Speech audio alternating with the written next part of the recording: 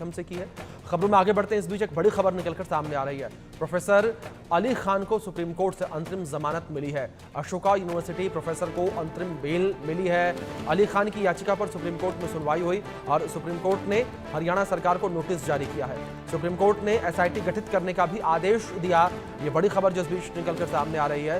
निष्पक्ष जांच के लिए एसआईटी का गठन किया जाए, सुप्रीम कोर्ट ने कहा है। ये ऑपरेशन सिंदूर को लेकर टिप्पणी जो है वो प्रोफेसर के द्वारा की गई थी और इसके बाद जो है वो गिरफ्तारी हरियाणा पुलिस के द्वारा की गई थी। ये बड़ी खबर है। प्रोफेसर अली खान को सुप्रीम कोर्ट से अंतरिम जमानत मिल गई है। सुप्रीम कोर्ट ने हरियाणा सरकार को नोटिस भी जारी किया है। निष्पक्ष जांच के लिए एसआईटी का गठन करने की बात कही गई है। सुप्रीम कोर्ट ने कहा है ये कि एसआईटी गठित की जाए ताकि जांच जो है वो निष्पक्ष हो सके। ये बड़ी खबर जो इस बीच सामने आ रही है। हमारे सहयोगी संभव शर्मा जुड़ गए, सीधे उनका रुख करेंगे। संभव, सबसे पहले आपसे जानकारी यही चाहेंगे कि सुप्रीम कोर्ट ने क्या टिप्पणी की और क्या कुछ कहा हरियाणा सरकार को। देखिए, जिस तरह से अशोका यूनिवर्सिटी के प्रोफेसर की जो कमेंट्स थे उसको लेकर जो पिटीशन फाइल हुई थी उस पर सुप्रीम कोर्ट में सुनवाई थी और सुप्रीम कोर्ट ने अभी फिलहाल इनको राहत दे दी है। लेकिन जो कमेंट्स जस्टिस सूर्यकांत की बेंच ने किए वो बहुत महत्वपूर्ण है और साथ ही साथ हरियाणा सरकार ने इसका विरोध भी किया है। लेकिन यहाँ पर उन्हें सुप्रीम कोर्ट से राहत मिली।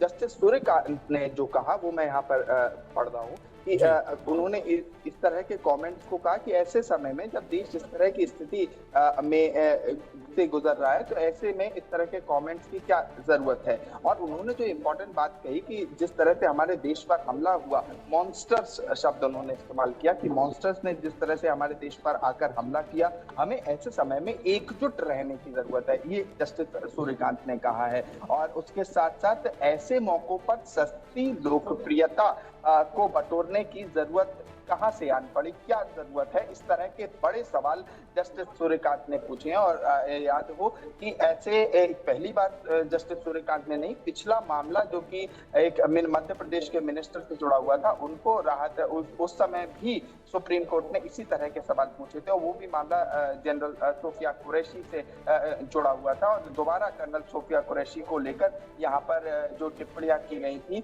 और कथित टिप्पणियां की गई थी उसको लेकर सुप्रीम कोर्ट में सुनवाई थी। सुप्रीम कोर्ट की जस्टिस सूर्यकांत की बेंच ने कहा कि हाँ, अभिव्यक्ति की आजादी की अगर हम बात करें, फ्रीडम ऑफ स्पीच और एक्सप्रेशन की, हाँ तो आपको आजादी है, लेकिन इस समय देश जिस स्थिति जिन परिस्थितियों से गुजर रहा है ऐसे में इस तरह की सस्ती लोकप्रियता कहते हुए यहाँ पर जस्टिस सूर्यकांत ने कहा कि ऐसी चीजों से बचना चाहिए।